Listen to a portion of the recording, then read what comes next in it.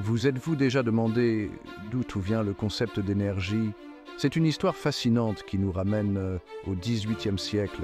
C'est à cette époque qu'un brillant mathématicien du nom de Joseph-Louis Lagrange entre en scène. Lagrange n'était pas un mathématicien comme les autres, c'était un véritable génie qui a changé notre façon de voir le monde.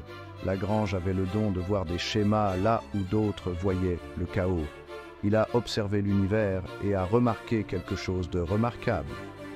Il a constaté que dans chaque interaction, quelque chose était toujours conservé.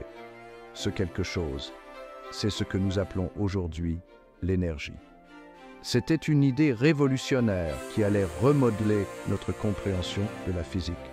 Avant Lagrange, les scientifiques avaient du mal à expliquer de nombreux phénomènes naturels. Ils n'arrivaient pas à mettre le doigt sur ce qui reliait les différents types de mouvements et de forces. Les travaux de Lagrange ont fourni un principe unificateur.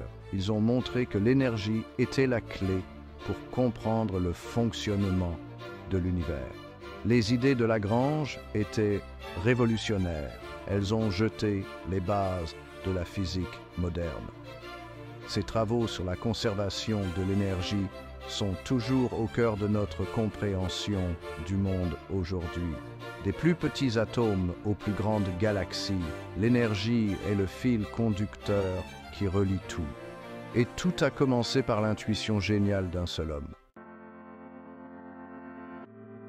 Maintenant que nous savons d'où vient l'idée d'énergie, plongeons dans ces deux formes principales, l'énergie cinétique et l'énergie potentielle.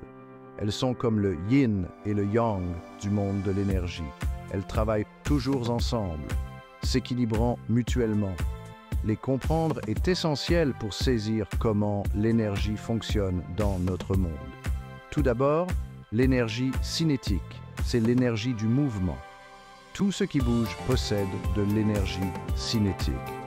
Une voiture qui roule à toute allure sur l'autoroute, un ballon qui vole dans les airs, même les atomes de votre corps, tous possèdent de l'énergie cinétique. Plus un objet se déplace rapidement, plus son énergie cinétique est importante. C'est aussi simple que cela. D'un autre côté, nous avons l'énergie potentielle. Il s'agit de l'énergie qui est stockée et prête à être utilisée. C'est comme l'argent dans votre tirelire qui attend d'être dépensé. Un élastique tendu, un rocher perché sur une falaise, même la nourriture dans votre réfrigérateur, tous possèdent de l'énergie potentielle. C'est de l'énergie qui attend le bon moment pour être libérée. Voici le plus intéressant. L'énergie cinétique et l'énergie potentielle se transforment constamment l'une en l'autre. Lorsque vous soulevez une balle, vous lui donnez de l'énergie potentielle. Lâchez-la et cette énergie potentielle se transforme en énergie cinétique lorsqu'elle tombe. Rattrapez-la et l'énergie cinétique se transforme à nouveau en énergie potentielle. C'est une danse sans fin entre ces deux formes d'énergie. L'énergie est partout et elle change constamment de forme. Examinons quelques objets du quotidien pour voir comment les transformations énergétiques se produisent tout autour de nous. Vous pourriez être surpris d'apprendre à quel point la magie de l'énergie opère dans votre vie de tous les jours. Commençons par quelque chose de simple, une pile. Lorsque vous mettez une pile dans une lampe de poche, l'énergie chimique stockée dans la pile est transformée en énergie électrique. Cette énergie électrique se transforme ensuite en énergie lumineuse lorsqu'elle atteint l'ampoule. Et une partie de cette énergie se transforme également en énergie thermique. C'est pourquoi la lampe de poche chauffe au bout d'un certain temps.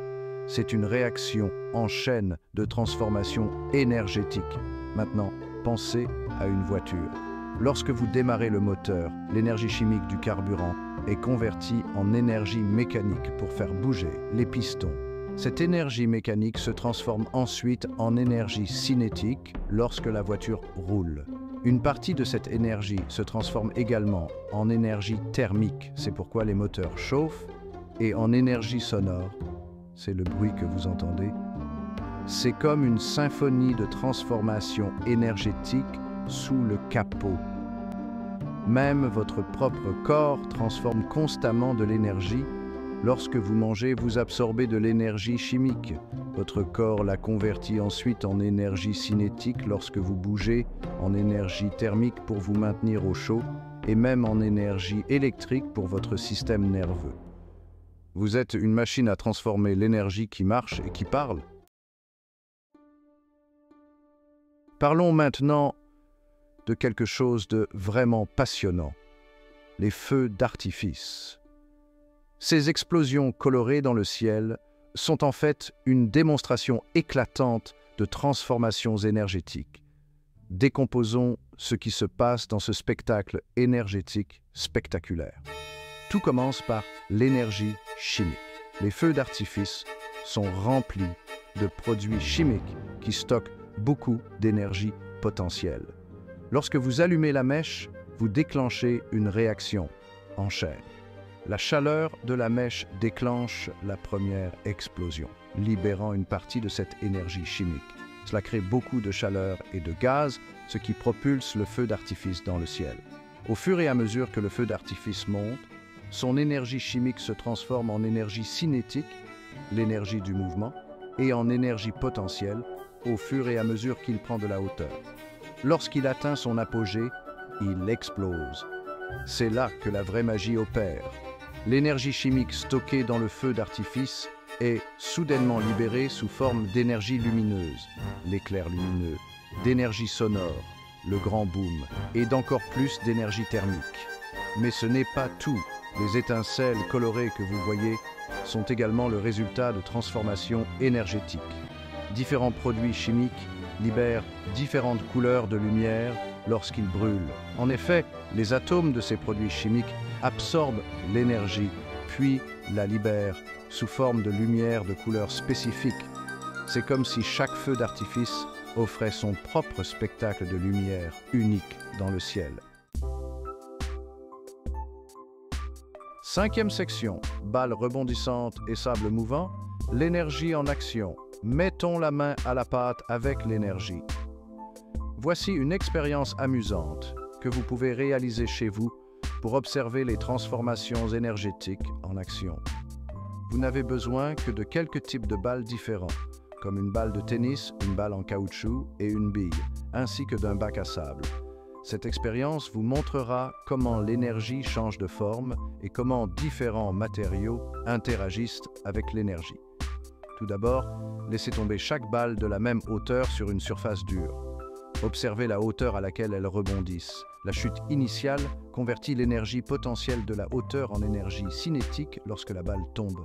Lorsque la balle touche le sol, une partie de cette énergie est reconvertie en énergie potentielle, ce qui fait rebondir la balle. Mais toute l'énergie ne se transforme pas en rebond. Une partie devient de l'énergie sonore, le bruit de l'impact, et une autre partie devient de la chaleur. Maintenant, essayez la même chose, mais cette fois, laissez tomber les balles dans le bac à sable. Vous remarquerez qu'elles ne rebondissent pas aussi haut, voire pas du tout. Cela est dû au fait que le sable absorbe une grande partie de l'énergie. Celle-ci est convertie en énergie cinétique des particules de sable qui se déplacent. Vous pouvez même voir un petit cratère à l'endroit où la balle a atterri. Ce cratère représente le travail effectué par l'énergie de la balle sur le sable. Enfin, essayez de faire rouler les balles sur une rampe dans le sable. Observez la distance qu'elles parcourent avant de s'arrêter. La balle qui possède le plus d'énergie cinétique, généralement la plus lourde, ira le plus loin. En roulant dans le sable, elle convertit progressivement son énergie cinétique en chaleur et en énergie cinétique des particules de sable. C'est comme observer la transformation de l'énergie au ralenti. Sixième section. Le cycle sans fin de l'énergie. Maintenant que nous avons vu l'énergie en action, prenons du recul et examinons la situation dans son ensemble. L'énergie est toujours en train de passer d'une forme à l'autre, sans jamais être créée ni détruite. C'est l'essence même de la conservation de l'énergie. C'est comme le programme de recyclage de la nature, mais pour l'énergie. Pensez à un arbre. Il commence par une minuscule graine pleine d'énergie potentielle. Au fur et à mesure qu'il grandit, il utilise l'énergie du soleil pour convertir l'eau et le dioxyde de carbone en feuilles et en bois. Ce processus, appelé photosynthèse, stocke l'énergie solaire sous forme d'énergie chimique dans l'arbre.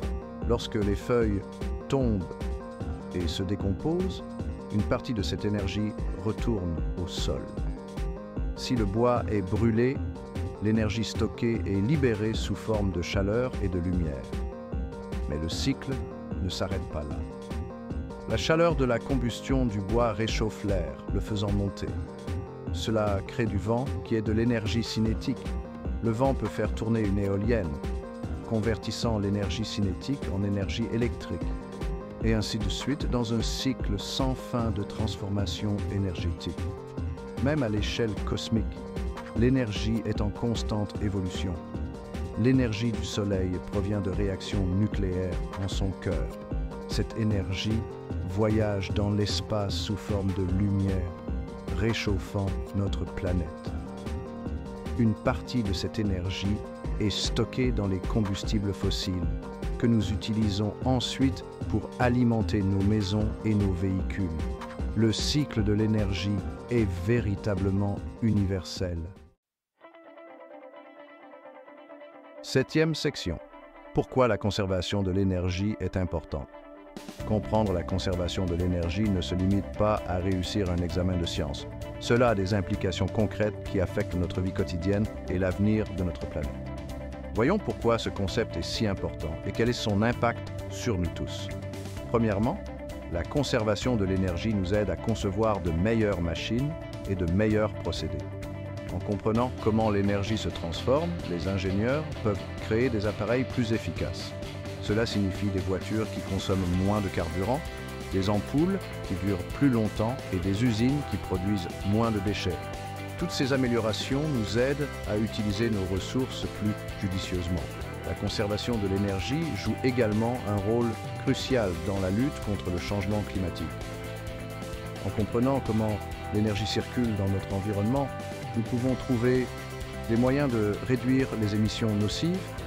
Nous pouvons exploiter des sources d'énergie renouvelables comme l'énergie éolienne et l'énergie solaire. Ces sources puisent dans le cycle naturel de l'énergie sans épuiser les ressources limitées. De plus, le principe de conservation de l'énergie guide notre compréhension de l'univers. Il aide les astronomes à étudier les étoiles et les galaxies lointaines. Il permet aux physiciens d'explorer les plus petites particules, des plus grandes aux plus petites échelles. La conservation de l'énergie est une loi fondamentale qui nous aide à donner un sens au monde qui nous entoure. 8e section. Accueillir l'énergie qui nous entoure. Alors que nous terminons notre voyage dans le monde de l'énergie, prenons un moment pour apprécier l'énergie qui nous entoure. De la chaleur du soleil sur votre peau à l'électricité qui alimente votre appareil, l'énergie est partout. C'est la force invisible qui fait tourner notre monde. La prochaine fois que vous serez à l'extérieur, essayez de repérer les transformations énergétiques. Regardez une feuille tomber d'un arbre. C'est l'énergie potentielle qui se transforme en énergie cinétique. Sentez la chaleur du soleil. C'est l'énergie rayonnante qui se transforme en énergie thermique sur votre peau. Écoutez les oiseaux chanter. C'est l'énergie chimique contenue dans leur corps qui se transforme en énergie sonore dans l'air. N'oubliez pas que vous faites également partie de ce cycle énergétique. À chaque respiration que vous prenez, à chaque mouvement que vous faites, vous transformez de l'énergie. Votre corps convertit constamment l'énergie chimique des aliments en énergie dont vous avez besoin pour vivre, penser et bouger. Vous êtes une machine à transformer l'énergie qui marche et qui parle. Enfin, réfléchissons à la manière dont nous pouvons utiliser notre compréhension de l'énergie pour améliorer le monde. En étant conscient de notre consommation d'énergie, nous pouvons contribuer à préserver les ressources de notre planète. En exploitant les énergies renouvelables, nous pouvons alimenter nos vies de manière plus durable. Plus nous en savons sur l'énergie, mieux nous sommes armés pour relever les défis de l'avenir. Alors continuez à explorer, à vous interroger et à vous émerveiller de l'incroyable énergie qui nous entoure chaque jour.